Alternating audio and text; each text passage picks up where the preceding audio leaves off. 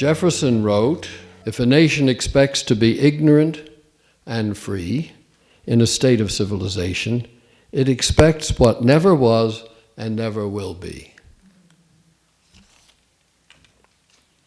Sam Adams, who was a too-neglected founder of the Republic, he was a firebrand.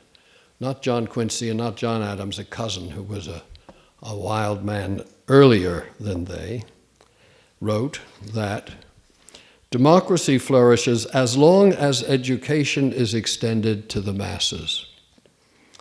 And a recent president, George W. Bush, said, "Rarely is the question asked, is our children learning?"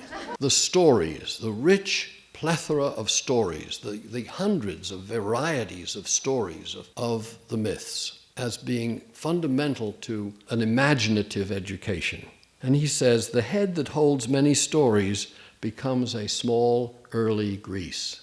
Beautiful idea. Now this doesn't have to be only Greece. He's emphasizing Greece, I'm emphasizing Greece. It doesn't matter either how old the stories are. Stories are old the way human biology is old.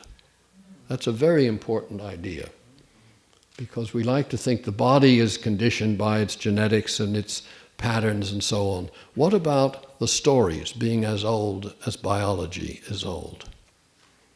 In other words, what Jung calls the collective unconscious, which consists in patterns, and the patterns are presented in mythical stories. The best way to begin that exploration of imagination is to trust one's fantasy life. And one's fantasy life may be full of emotions that one doesn't want it to have. There may be emotions of rage, there may be emotions of desire, I mean fantasies of anger, of hatred, fantasies of sexual activities, of adventure, various sorts of fantasy.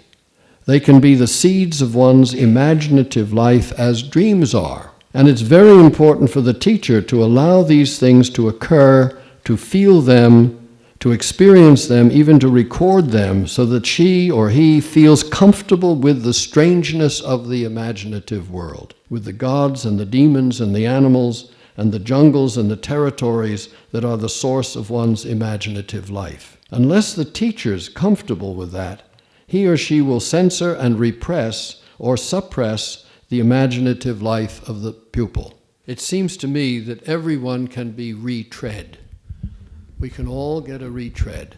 And you unlearn, one of the basic things of learning is unlearning what you've learned. But not just negative capability, but negative learning.